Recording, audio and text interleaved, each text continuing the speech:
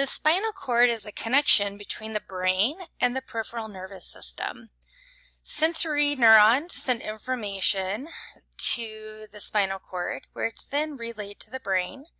And then from the brain, that information, motor information, gets sent out through the spinal cord to go to motor neurons, which can cause a muscle to contract or a gland to secrete something. Now, if we look at a cross-section of the spinal cord here, we can see that there are kind of a separation here. So there's what we call a dorsal root and a ventral root.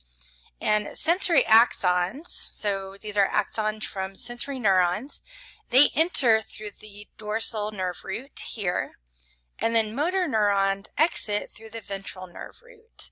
So one of them is sensory in nature, the other one is motor in nature. The spinal cord itself is protected by the vertebral column, and the spinal nerves, which you can see here on the end of the dorsal and ventral roots, the spinal nerves leave the vertebral column through the intervertebral foramen. So you can see here, so this is a intervertebral disc here.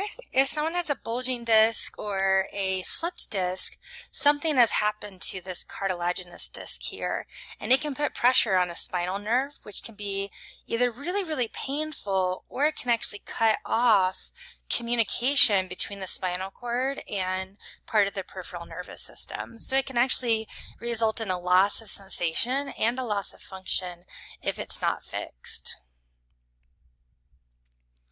The spinal cord also has white matter and gray matter like the brain does.